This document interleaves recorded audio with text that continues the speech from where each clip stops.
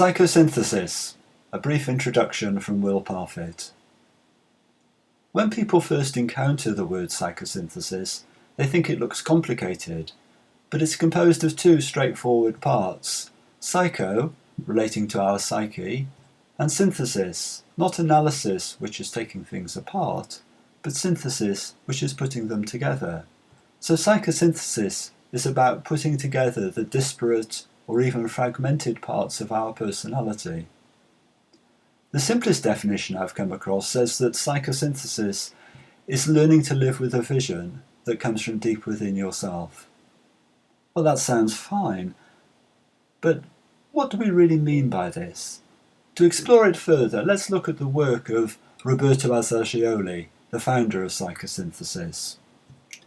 He brought together a collection of his writings in a book in the early 1960s.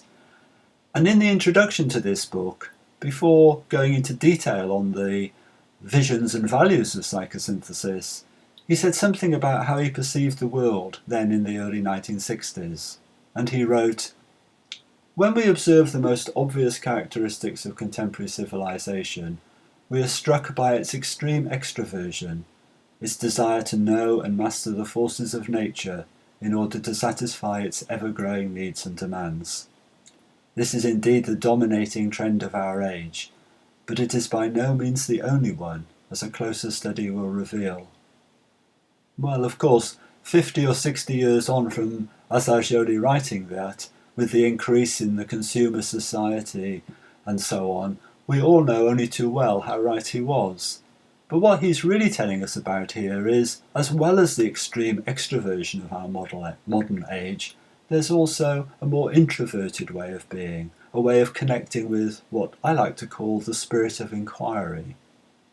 Assagioli engaged with this spirit of inquiry throughout his whole life, and psychosynthesis was influenced by all the Eastern and Western traditions that he deeply studied and practiced.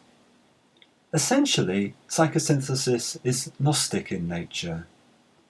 Assagioli wrote that psychosynthesis definitely affirms the reality of spiritual experience. It appreciates and respects the necessity of religions, but its purpose is, and this is what makes it Gnostic, to help to attain the direct experience. So how do we go about attaining this direct experience? Assagioli reckoned the first thing we needed was a map. This is the one he created. In psychosynthesis we simply call it usually the egg diagram. It's too complex to go into here today, but you can see there are 3 levels, numbered 1, 2 and 3 there. And the analogy is sometimes used that our psyche is like a house, with a basement, a ground floor and an upstairs. In the basement we push away all the things we don't want to deal with anymore, sometimes forgetting they're even there. On the ground floor we deal with our everyday life and relationships. And on the upper floor, in the attic as it were, we can get more deeply into ourselves and connect with our inner spirituality and our creativity and our connectedness. Well, it's fine to have a map, but of course you need a guidebook to help understand it as well.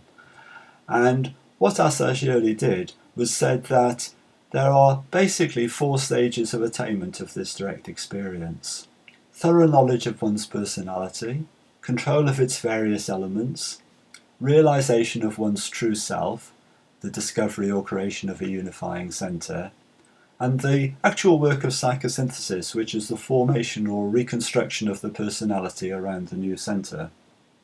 Let's look at those first 2 stages: thorough knowledge of one's personality and control of its various elements.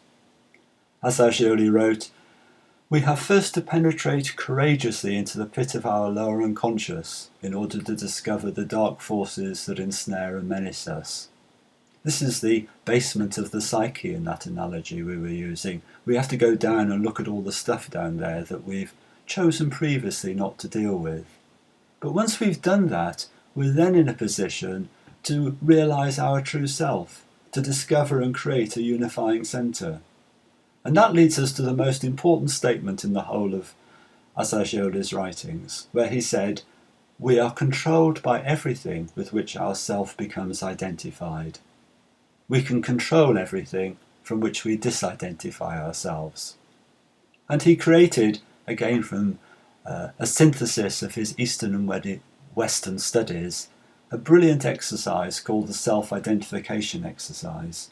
It's quite simple, really. It involves repeating and connecting with various statements within oneself. The first statement is, I have a body and sensations, but I am not my body and sensations. I know I'm more than just my body. The second statement, I have feelings and emotions, but I am not my feelings and emotions. Feelings and emotions are constantly changing. What I felt yesterday or what I feel tomorrow isn't necessarily the same as what I feel today. So there's some me that knows that my feelings and emotions change. The third statement is I have a mind and thoughts, but I am not my mind and thoughts. I might have believed something 10 years ago that I don't believe now, but it's still me that's here having changing beliefs. So once we recognise that we're not our body or our feelings or our mind, we can come to the central statement that I am I, a centre of pure self-consciousness and of will. Once we've self-identified in that way, we're then in the position to reconstruct our personality around this new centre. When the unifying centre has been found or created, we're in a position to build around it a new personality, coherent, organised and unified. But, following our analogy of the psyche being like a house, as I surely stressed that a living human being is not a building for which the foundations must be laid, then the walls erected and finally the roof added. The carrying out of the vast inner program of psychosynthesis may be started from various points and angles at the same time, and the different methods and activities can be wisely alternated through shorter or longer cycles according to circumstances and inner conditions. So, we're in a position to define psychosynthesis more fully.